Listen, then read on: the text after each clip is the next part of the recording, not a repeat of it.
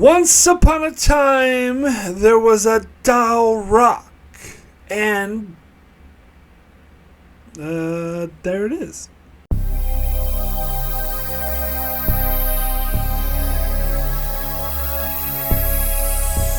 Hello and welcome to Enchantment of Eternity's review for the Storyteller, which is episode 13 of season 1 of Star Trek DS9. This video is a part of a series of videos where I review episodes of DS9, one episode at a time. In this video I cover the first season episode, The Storyteller. So The Storyteller is the episode in which O'Brien accompanies Bashir for apparent medical emergency in a remote village on Bajor, but it turns out only one person is in danger, but this person is named the Sirah, who apparently keeps an evil monster at bay who arrives at the village 5 times a year.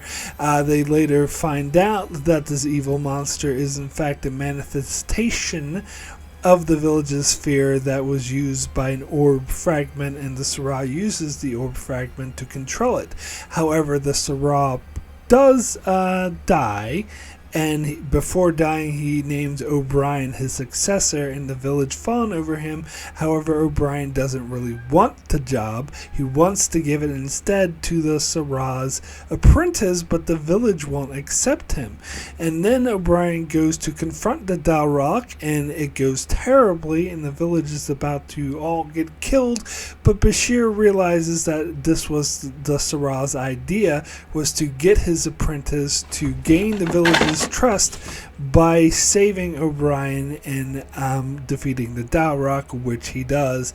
So O'Brien and Bashir go on their merry way. We also get a B plot in the episode about a young girl who's the leader of her people, of a Bajoran faction, who's warring with another Bajoran faction, and they're trying to do negotiations, and she keeps sabotaging the negotiations, too much to Sisko's dismay. But in the meantime, Jake and Nog make friends with her, and they start to make it clear to her that she doesn't always need to show strength and can find another way to seize the opportunity by finding something that she wants from the other village in order to give them what they want, which she eventually does. So this episode surprised me. It's one of those episodes that when I watched it for this series of reviews, I didn't feel about it the way that I remember feeling about it, or the way that I thought I'd feel about it. Like, I talk about it a lot in these reviews, that when I watch an episode for these reviews, I try to be open-minded and not prejudge it from my memories of what I thought about it. However, I'm always, of course, aware of it, and so I expected this episode to not be very good. And in fact, when I saw it, it was coming up on my watch list. I was like, oh God. It was like, do I even have to watch? It's one of those episodes I wasn't really looking forward to. Not that I think it was a terrible episode, but just something that was just kind of forgettable. And like, can we move past this? But I was actually surprised, because I actually ended up liking the episode a lot more than I thought I would. Giving it a chance. Now, I will say outright, it was mainly the B plot that I liked. I did like it much better than the A plot, but the A plot didn't bother me as much as I remember. It was actually kind of fun and kind of silly to watch, but it's not what I would call a really good storyline. But I was actually much more impressed with the B storyline than I thought I would be.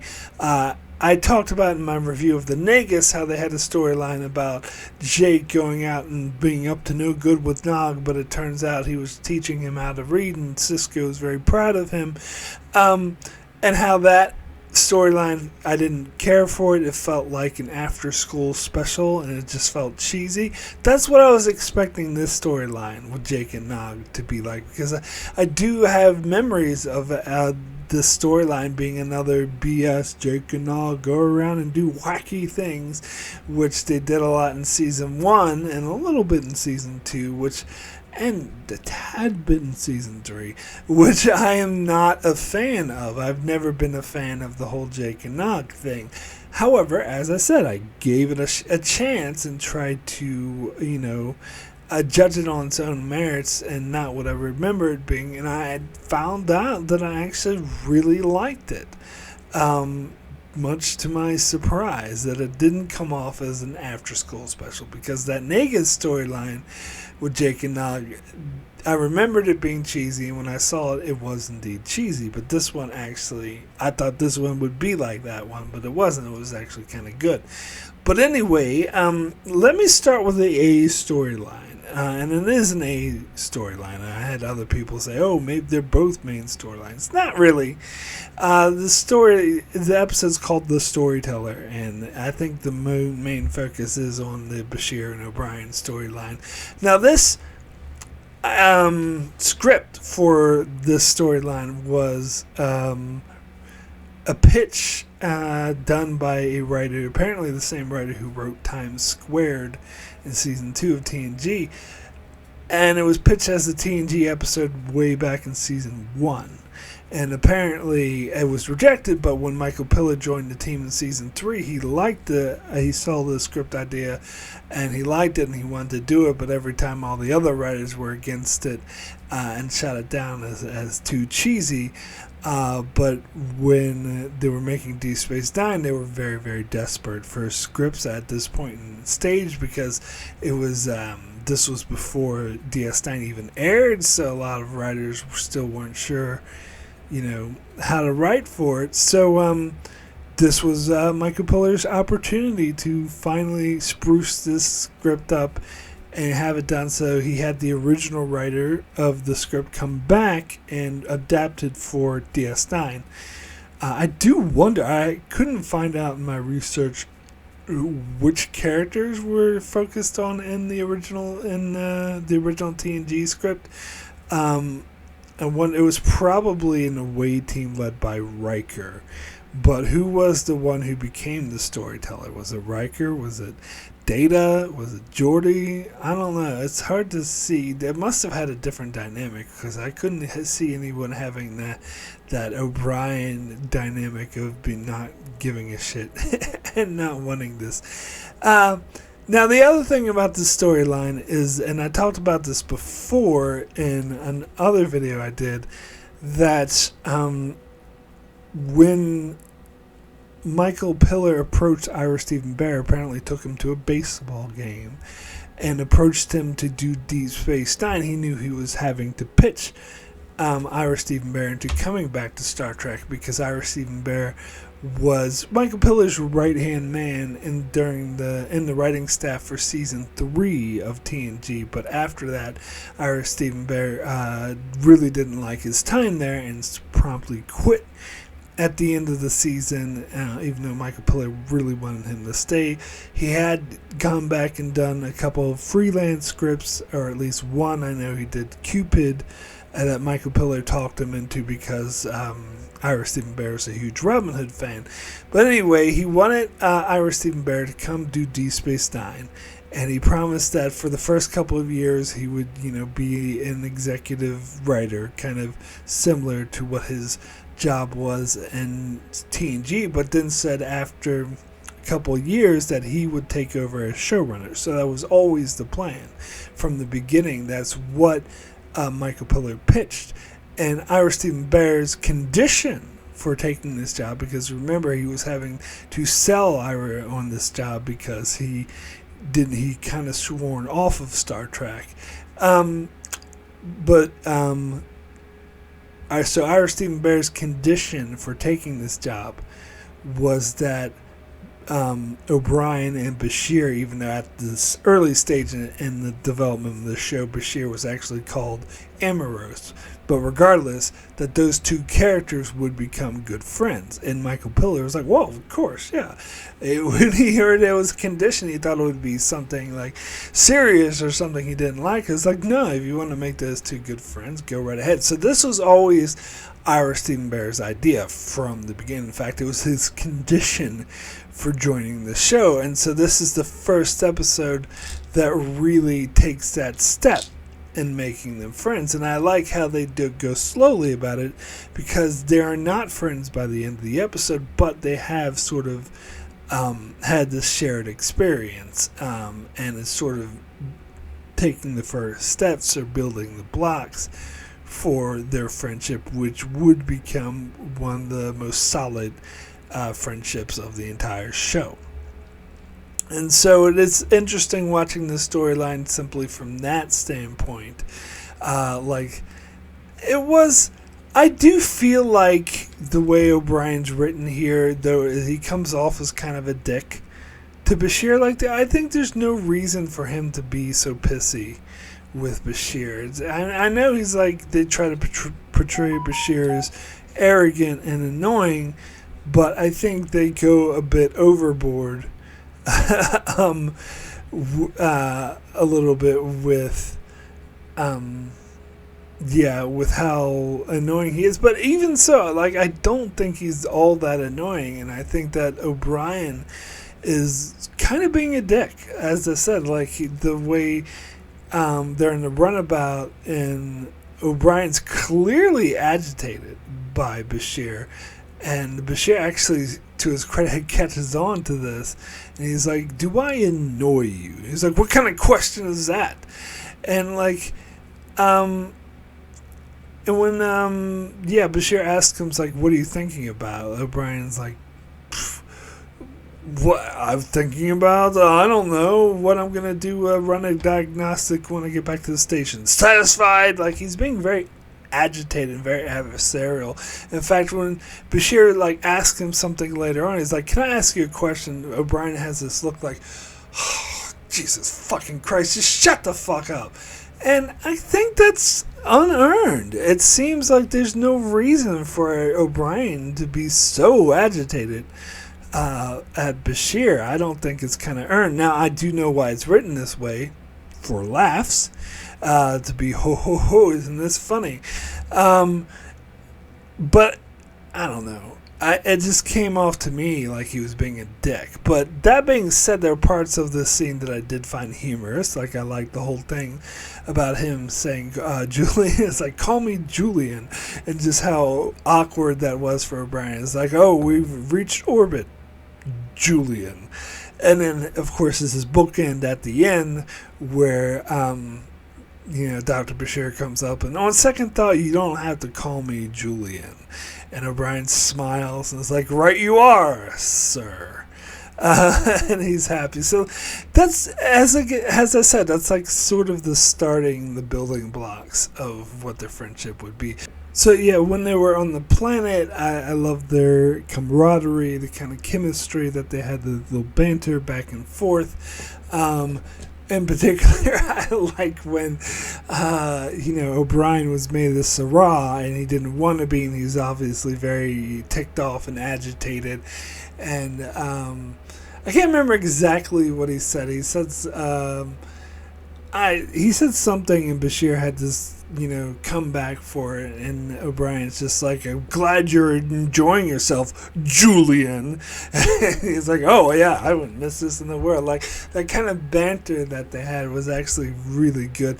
And to be honest, I did kind of like the whole thing about O'Brien like being the Sarah, and like when the villagers said, "Oh, we bring you some women," he's like, "But look, I'm married." And like, "Oh yes, go away," and they're like, "You must bring your wife and child here at once."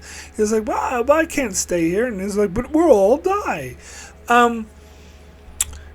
So there's a bit of interesting like banter between. It's like a good, interesting character story, and it's a good comedic use of O'Brien, as I kind of alluded to in my intro. That's actually something, I know that's not exactly what O'Brien says, but that's actually something that me and my ex, because I remember I would play the Star Trek card game with her, and there was this dilemma that was actually very impossible one to. Well, it wasn't that hard, but we thought it was one of the hardest dilemmas in the card game to defeat, and it was the Dal'Rok. And so she even asked me, "Is like, I want to see the episode that this Dal'Rok is from. And I was like, well, it's not a very good episode, but she's like, I still want to see it. So I showed it to her, and she actually thought it was funny, like particularly the scene where O'Brien's like, once upon a time there was a Dal'Rok. So we often quote that to each other a lot. We just for fun or whatever. It was, once upon a time there was a Dal'Rok, and there it is. Although what he really says is something more along the lines of, once upon a time there was a Dal'Rok, and it's there behind the woods. But close enough. But anyway, yeah, so that was a memorable moment for me that I found very humorous, and just the whole O'Brien staging and whatever. Now, storyline itself is really goofy and simplistic. I can see why the script was rejected by the other writers. And you can kind of see how it comes off as an early TNG, because TNG season 1 was not good, and it also had a TOS feel to it, because it had a lot of TOS writers. So in essence, you could see this as a TOS script, and I could totally see that. I could see like Kirk being forced to be the storyteller, and McCoy having a blast and making jokes at his expense. But I still don't know what TNG characters would have done that. I couldn't see that as clearly. Maybe Riker was forced to do it, but who would crack jokes at him? I don't know. Anyway, but I can see this as an early TNG script, because it's goofy and silly, much like the early TNG scripts are. The whole storyline is, this guy comes and says, oh, the village is strong, and I like the village, and the village, like, it's strong, and there's, like, lights. It's really cheesy, and the whole plot about him choosing O'Brien as his successor because the apprentice, like, failed, and the village didn't trust him, so he wanted to create an opportunity for the apprentice to take over and earn the village's trust. That seems like a very risky plan that probably had a really high chance of failing, in which case, everyone in the village would die. It seems like that was, again, it's kind of goofy shenanigans that TOS or, season 1 TNG crew would get up to. Whereas, it seems like the plan had a high chance of failing, because if Bashir wasn't there to figure it out and be like, because the apprentice dude, who like tried to murder O'Brien, now we're rooting for this guy after he tried to kill O'Brien in cold blood, but whatever, again, that was kind of done for goofy fun. Oh, isn't it funny how they're holding him back by the knife? By the way, that scene of them holding the guy, Bashir and O'Brien, like holding him back from with the knife, that clip was shown in What You Leave Behind, when they were doing the whole memory montage thingy. But anyway, so it's supposed to be a lovely memory that O'Brien and Bashir had. It was just antics. But anyway, murder guy. So it looked like he didn't realize this was the Syrah's plan. So he was just going to let O'Brien fail and everyone get killed. And it wasn't until Bashir actually pointed it out to him. I was like, what, don't you see? This was his plan all along. So you could step up. And he steps up and he's like, another voice is here to challenge the Dal'Rok. And he's all confident. But apparently he failed last time. So how come he's confident now and failed before? What if he failed again? Or what if he didn't figure out that this was Syrah's plan and O'Brien just got everyone killed? It seems, I'm sorry, but the Syrah's plan sucked and was most likely going to get everyone killed. It seemed like the easier, more logical thing would be the Syrah to try to build up confidence in the village himself, and maybe, how he got O'Brien to go say the words He could have like spoke to the villagers like, we need this apprentice or whatever, and he's actually strong, and he will help the village and whatever, instead of doing this trickery of making some random dude where he was like, oh, the prophet sent you. He's obviously just making that shit. He's talking out of his ass when he was saying that. And so it seems like a stupid plan. It's a really dumb plan. Now, the whole aspect of there being a village on Bajor that is like this is obviously a bit more, let's say, less developed than the majority of Bajor that we've seen. But I loved that, actually. That threw me off at first when I first saw this episode. But the more I thought about it, the more I really liked it, because it portrayed Bajor as a dynamic, complex planet, a multicultural planet like, Earth.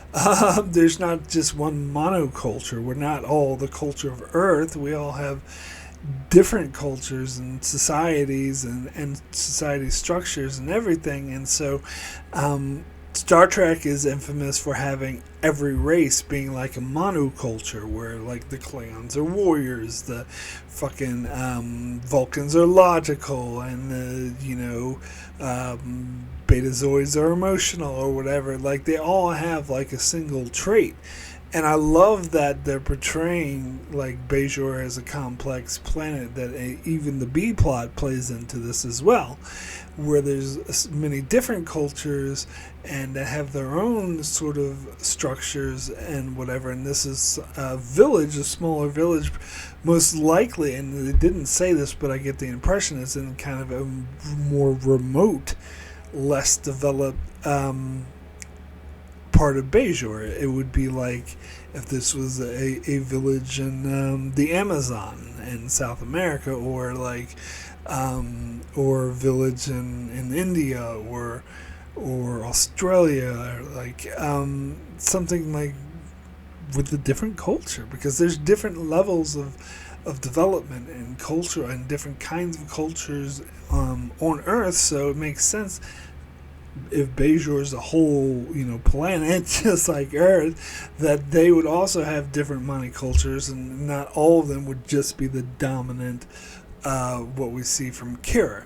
And so I actually really like this. And the fact they used the orb, because again, we know this is based off of TNG scripts, so they had to incorporate elements of DS9 into it, and I think they actually did a really good job by having there being orb fragments, because it builds off the mythology of the orb. So in TNG, had they done this episode, it would have been like, ooh, the Enterprise goes to this planet and for one episode, and then in the next episode they move on and it's gone. It actually have more meaning, the fact that they do it on Bajor, an established world, and so it like more deeply develops the different cultures. Even though we'll never see this one village again, we will know in the future when dealing with Bajor that there's lots of different cultures, and it also builds on the mythology of the orbs and how this fantastical thing could be occurring with the Dal'Rok or whatever. So that aspect of it I actually do like. But yeah, the overall story, the main plot of this storyline is just dumb and goofy. But again, it allows for some humorous, good character interactions and stuff like that. So that part of it I did enjoy. So let's get to the B storyline, which, as I said, I like this one even better. Now, to be clear, this isn't an A plot, B plot, B nonsense, not at all, because both plots are like interesting, and one's not just there to be a threat and be some bullshit anomaly that nobody gives a shit about. They both have their ins and outs in their particular like story threads, and so yeah, this one I found a bit more interesting, about the young girl who sort of, and it's really interesting, after watching like Game of Thrones and House of the Dragon, where they often will have, young leaders. Like, I just watched House of the Dragon season 2, where they had the young Tully boy who was like 14 or something, who had to be had to take over as liege lord of the entire Riverlands. And at first they thought he was just like this push around young boy they could push around, but it turns out he was actually very wise as a leader. So after just watching that, it's interesting that they this episode also delves into a young girl in this case who's 14. Apparently the actress who played her is like 22 or something, which, yeah, she does look really young. But, whenever they can, because it's always harder working with younger people, if they can ever hire someone who's older who looks younger, that's what they're going to do. But anyway, yeah, she does a really good job, actually. I thought her performance was really good in this episode. But what they portray is someone who's not taken seriously because she's a young girl. And because of that, she has to overcompensate and sort of has this sort of more mean demeanor, more sort of rough demeanor. In fact, this reminded me of something recently that I've heard commentators say about Kamala Harris, because from my perspective, I just watched her do a speech at the DNC, Democratic National Convention, which mostly I did really like the speech, but the one part of it I wasn't a fan of, and all the commentators I watched absolutely hated, was the part where she gets into foreign policy when she's talking about foreign relations. She said something like, we have to make a point to make the United States the most lethal force and military force in the world, and had other sort of hawkish things. And so that sounds more like a war hawk, which is not something that most Democrats or people who tend to vote for a Democratic Party really like myself. Absolutely not a war hawk, so I didn't appreciate that hawkish slant coming from her. But I do realize that she's just doing it to win votes or whatever. But still, it's an indication of what how she might conduct herself. But point is, the reason why I bring it up is because it reminded me of this episode, or this episode reminded me of it, because people were saying that because she's a woman, she would be the first female president in U.S. history, that she has to overcompensate by projecting it as military strength, because a lot of men voting for her might not take her as seriously. Oh yeah, that she'd be great on domestic stuff, but will she really show strength because she's a woman? People do have that fucking attitude today, even in 2024. You'd be naive to think that they don't.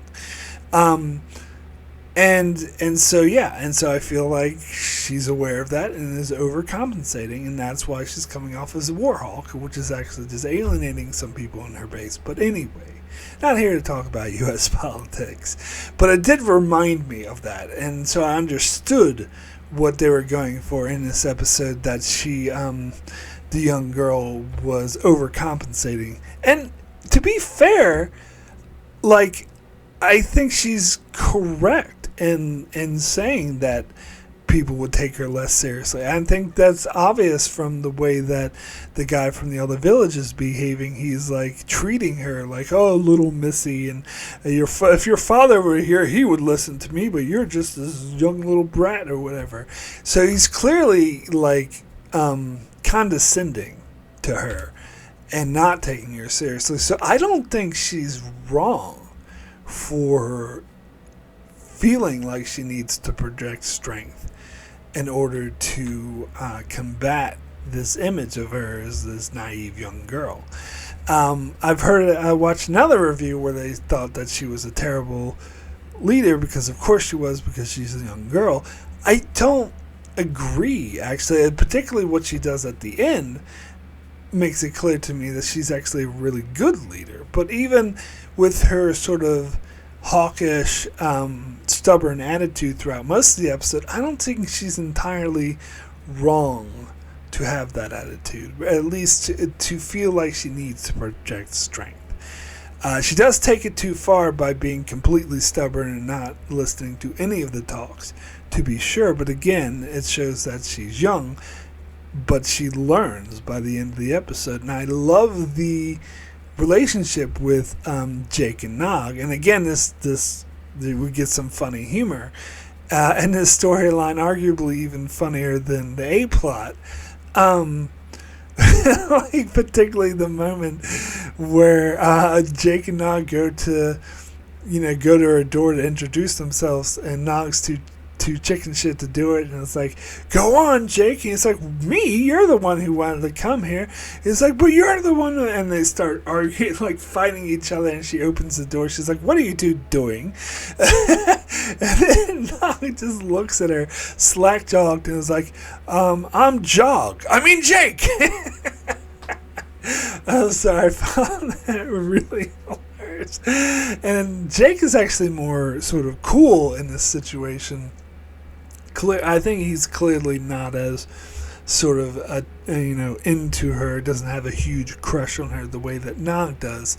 And so, but it is funny how Jake just goes down, they just go in her room as soon as she opens the door without permission. Jake sits on the couch and puts his feet up on her table. I think that's his way of trying to project confidence, or maybe he just simply doesn't give a shit. But I did find that funny. But I like the chemistry that these characters had, and it was interesting seeing Jake and Nog hang out with this young girl who's actually a leader of her people. And she eventually, the reason why she does that first is because, of course, as soon as he mentions his name is Sisko, so it's such convenient he introduces his full name and not just Jake, so that she can know that he's Commander Sisko's son. But, that's the reason why she at first agrees to hang out with him, but then sees the merit in them, and just the merit of just being a kid for once, and being a bit more carefree, because I'm sure this is someone who didn't really have a full childhood, because she was of her political situation, had to become an adult much sooner, which can be detrimental to someone's mental health if they don't have a full childhood. So she gets to sort of enact that by just being carefree with Jake and Nog, and I love that. I love the chemistry that these characters had. Now, it's funny you get the scene. It is kind of silly, the scene with Odo going up to Jake and Nog, who are dangling from the ceiling. It's like, why do you need to do that? And they're like, oh, we can see better from here. And see what? And like, nothing. Well, it's like, you can see nothing just as well from up here. And they'll stand up. So they stand up, Odo leaves, and they just sit down immediately. It's silly. It's kind of silly. They're making Odo like a hall monitor or something. But when Odo sees them hanging out with the young girl, and he tells them to stand up and they move along, he kind of has this smile on his face. I kind of like that Odo, I feel like Odo is just kind of fucking with them. And it's funny because I know there's a later episode, I can't remember which one it was, but when Jake is much older, he's like 19, and he's like reminiscing with Odo and talking about how he always used to chase him and Nog away from the dangling from the second floor, and Odo says, well, I wasn't chasing you away, I was just chasing Nog away, you just happened to be with him. And so I was thinking about that, and I think that fits in this, that he's not really caring about Jake as much, he's just kind of just likes to fuck around with Nog. I don't know if you could say he has a bit of a prejudice towards Ferengis. I don't think so. I think it's more he has a prejudice towards Quark's family specifically.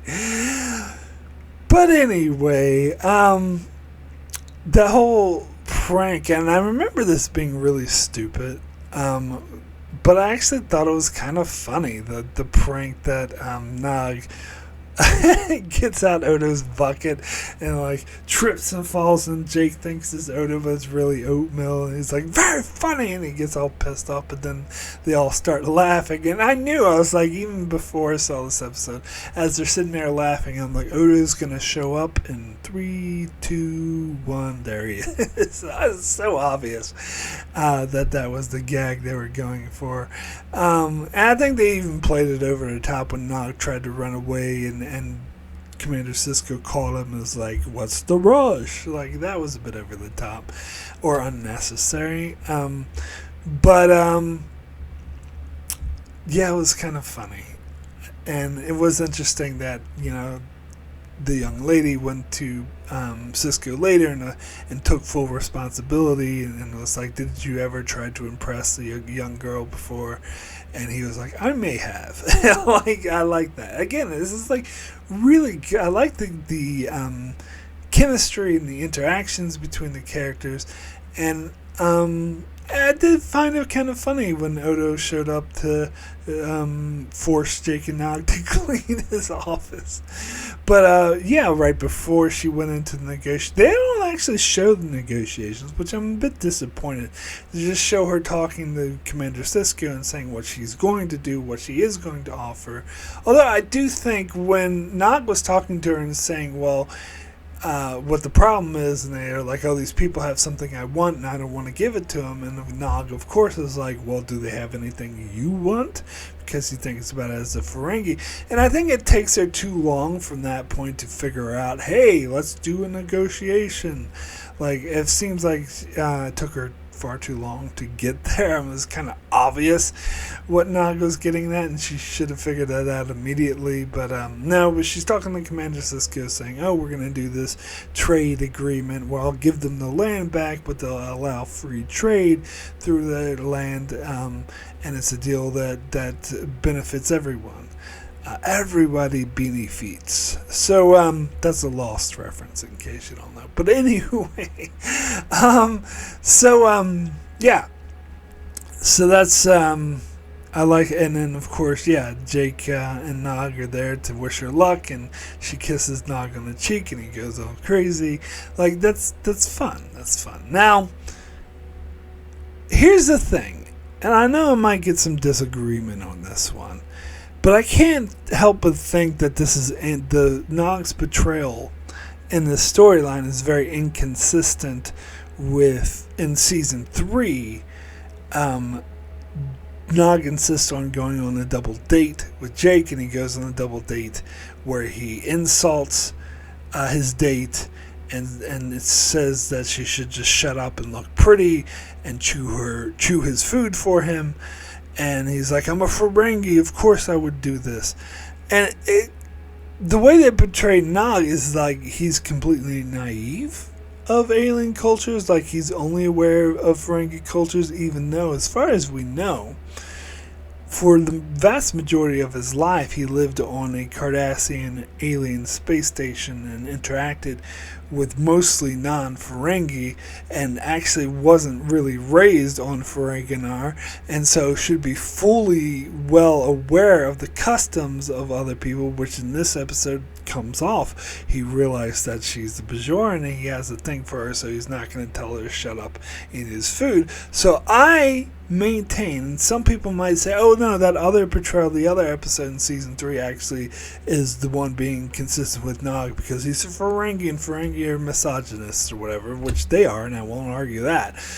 But Nog is someone who grew up in alien cultures, being around alien cultures. I don't think he probably rarely even goes to Ferenginar. So I think this portrayal is more true to his character, where he's all goofy and trying to impress her and treating her like a sentient being and not just a plaything or whatever.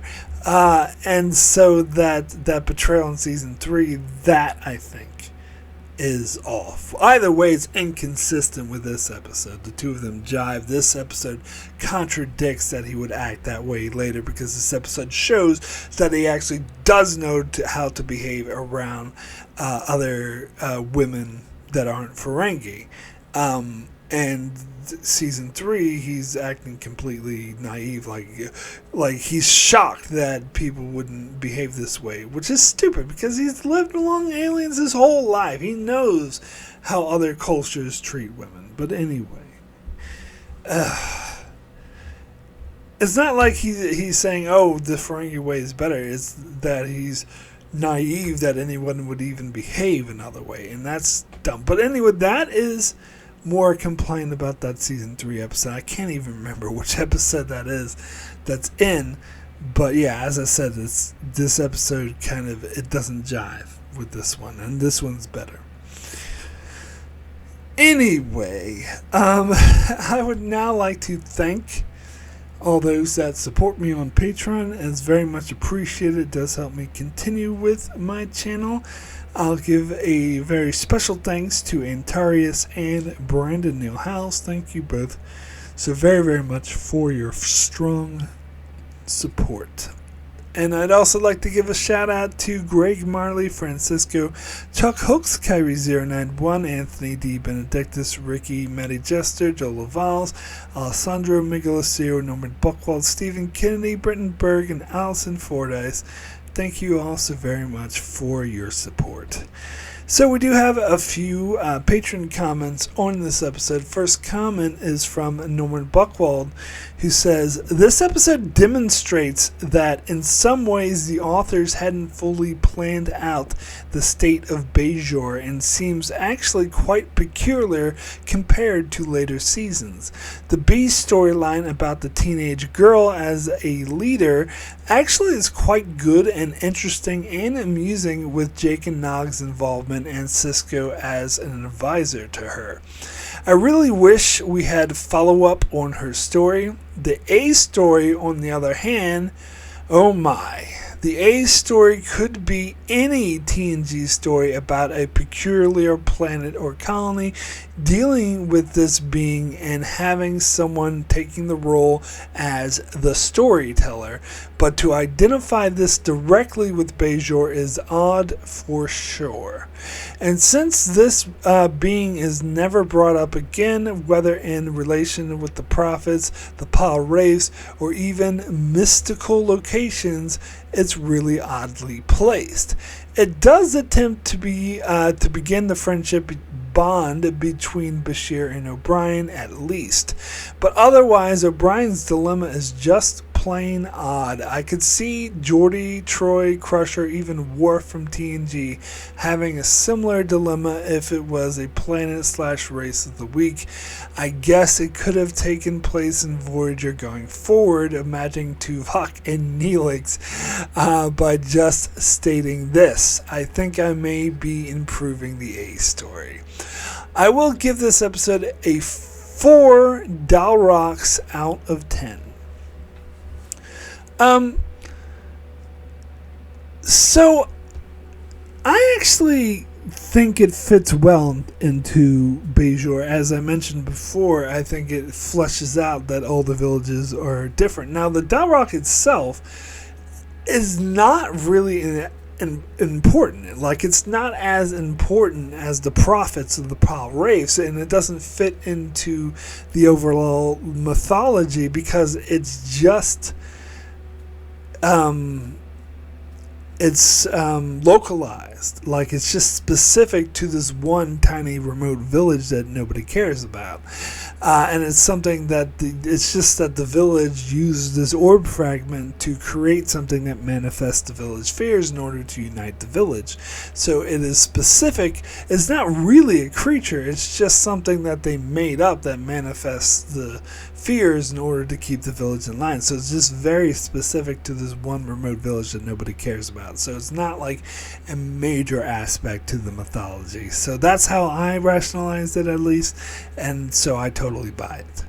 Now, I don't know if I could see Geordi or Troy or Crusher or even Worf.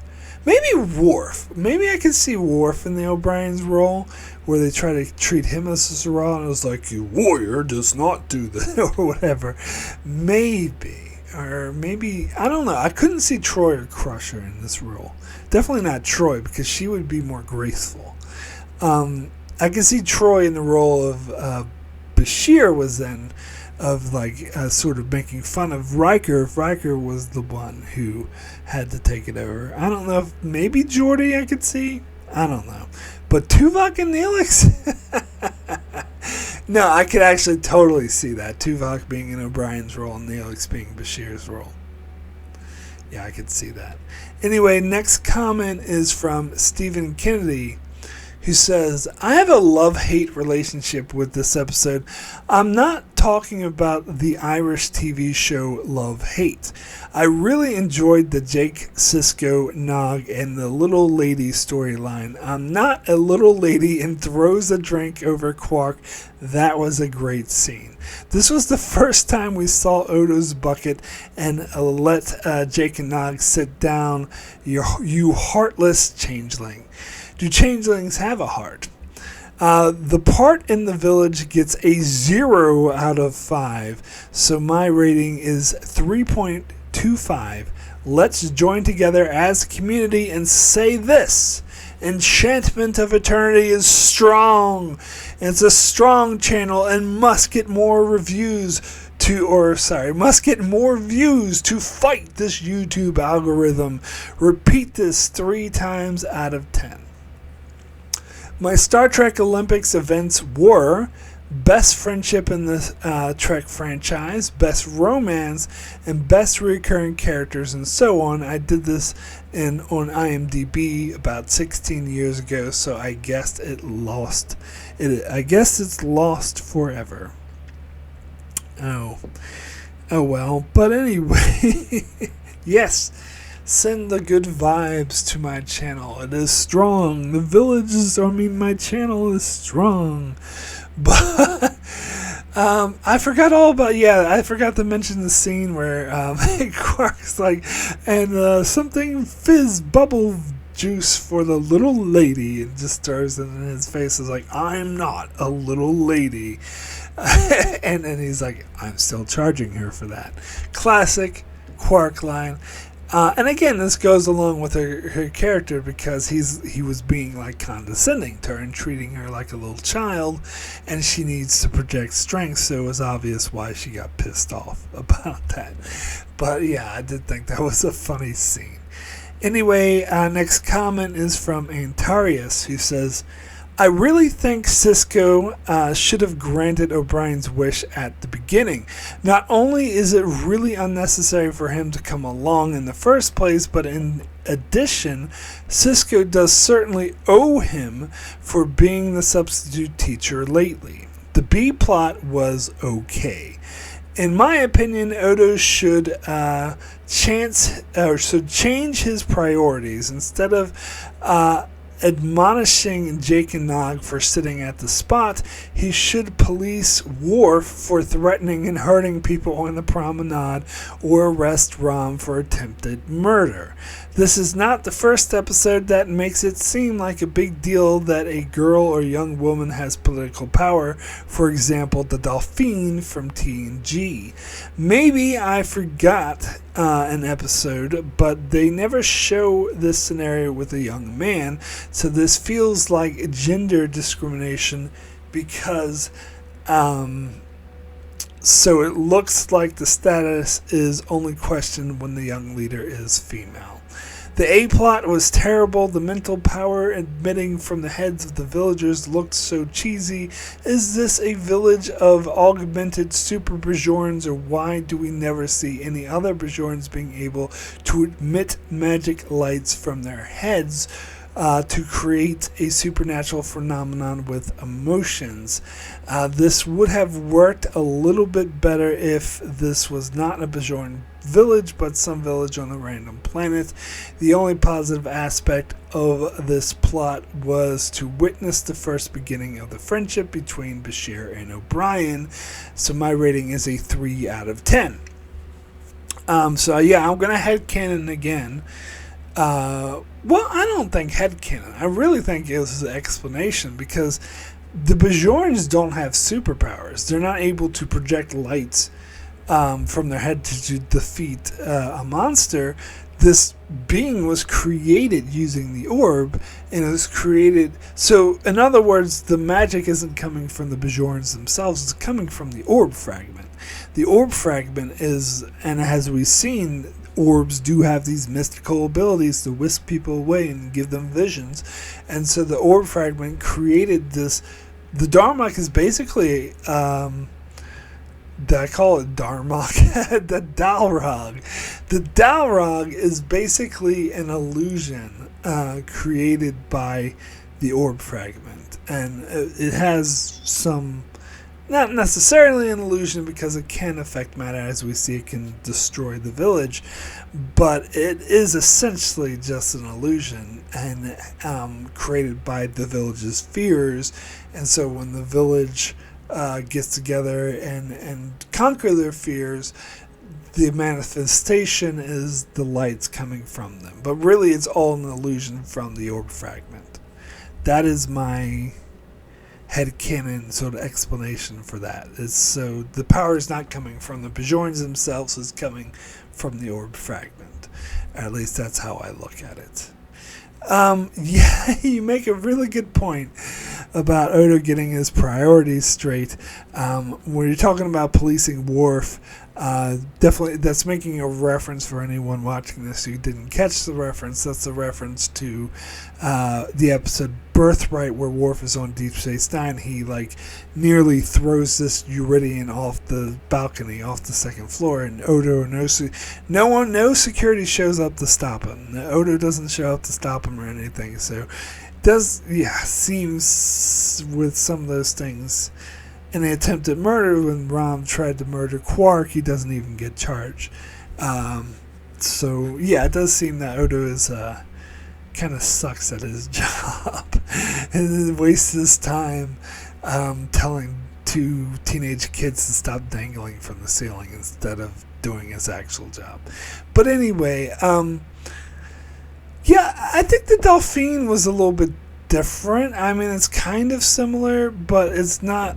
It was about her daunting, not really wanting to live a life for herself because she has to become a leader, whereas this young woman is already a leader.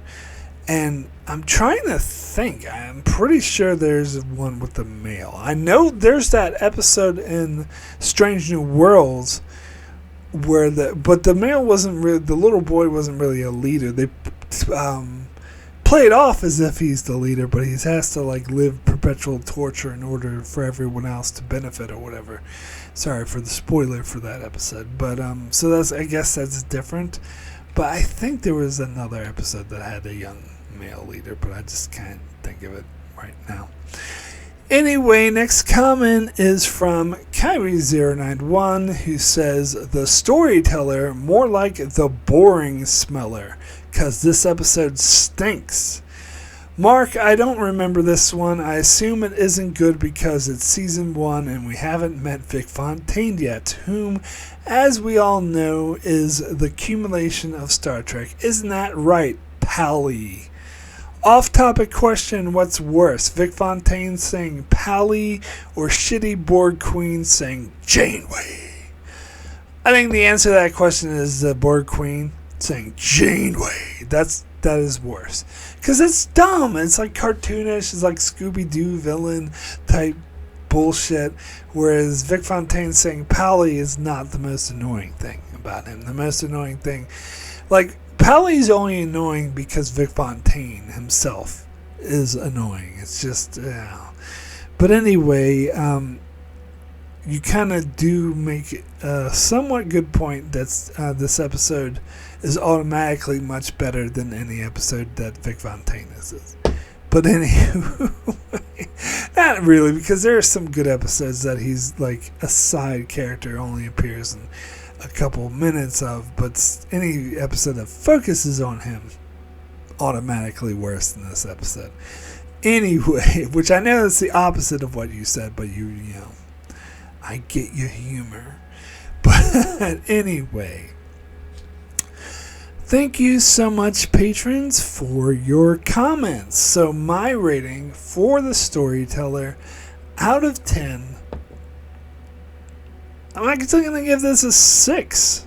good, which may shock some people. It's definitely much higher than what my patrons give it. In fact, it's twice as good as Stephen Kennedy and Antarius's rating. And I was actually thinking about maybe giving it a 7. Just because I really liked the Jake and Nog storyline. Like, I was surprised on how much I liked it and how much I think I liked the chemistry with the young lady, and I like her whole storyline with Cisco and learning how to be a good leader and learning how to relax. I think it was surprisingly really good. And the A-plot, while being stupid, the plot of it being completely dumb and ridiculous, had some funny moments and some good character stories. Like, I love the camaraderie and the chemistry between O'Brien and Bashir in this episode. So, I was tempted to give it a 7. But the more I think about it, the A-plot just is too dumb to get a 7 because of the whole... The Saraz plan sucked.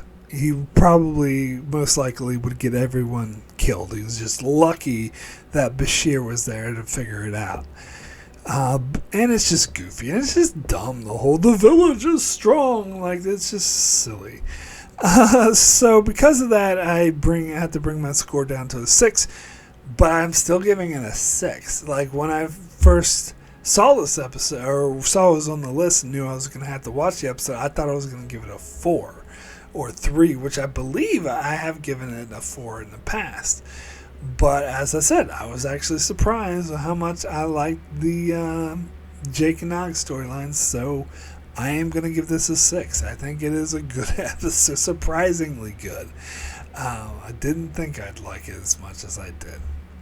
Anyway, that is it for my review of The Storyteller. So, coming up next on my channel, Saturday will be my review for Suspicions. Monday will be my review for Progress.